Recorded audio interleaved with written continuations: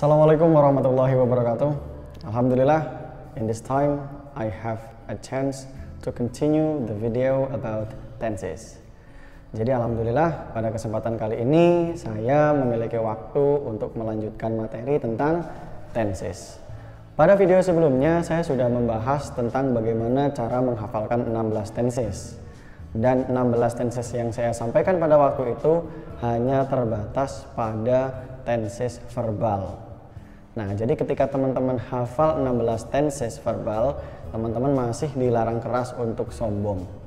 Kenapa? Nah, seperti yang sudah teman-teman ketahui, bahwasanya jenis kalimat jika kita tinjau dari predikatnya, ada kalimat verbal, ada kalimat nominal.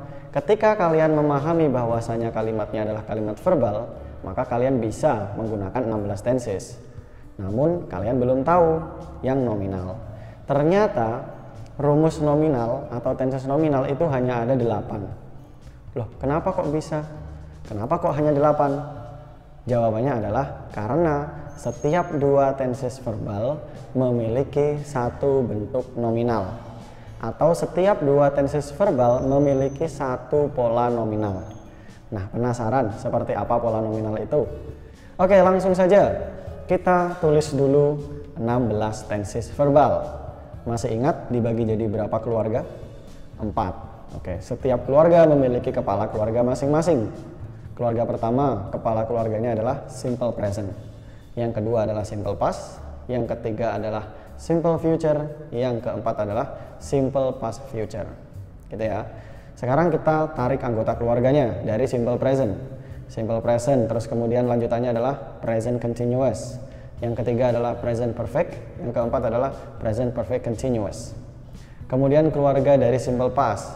Yang kedua, past continuous. Yang ketiga, past perfect. Yang keempat, past perfect continuous. Ada simple future. Nah, kita tarik anggota keluarganya. Simple future menjadi future continuous.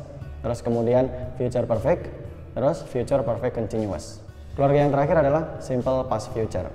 Nah, simple past future, ditarik past future-nya. Past future continuous, past future perfect, past future perfect continuous. Nah, itu yang kita bahas di video sebelumnya. Nah, sekarang kita ingat-ingat lagi polanya. Simple present polanya adalah verb 1 atau verb SES. Present continuous is MR verb ing. Present perfect have has verb 3. Present perfect continuous have has been verb ing. Simple past verb 2. Past continuous was were verb ing. Past perfect had verb 3. Past perfect continuous had been verb ing. Nah, kemudian simple future will ketemu verb 1. Future continuous will be verb ing. Future perfect will have verb 3. Future perfect continuous will have been verb ing.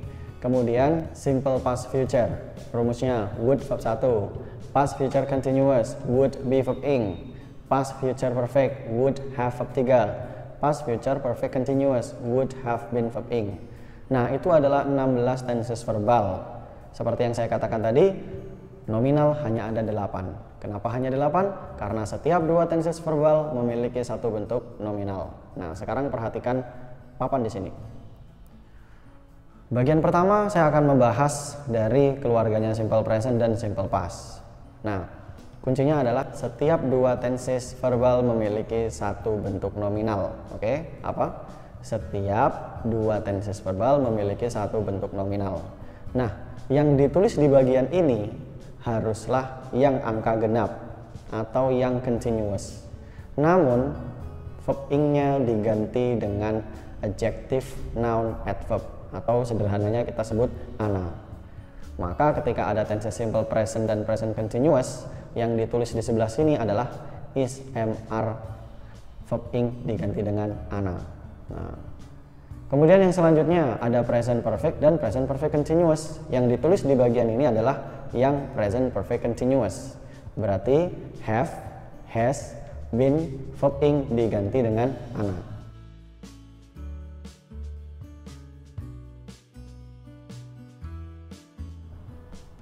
Kemudian lanjutannya ada simple future dan future continuous. Maka yang ditulis di sini adalah yang future continuous, yaitu will be verb ing, tapi verb ing diganti dengan ana. Selanjutnya ada future perfect dan future perfect continuous. Yang ditulis adalah yang future perfect continuous. Berarti will, have been ketemu verb ing diganti dengan ana.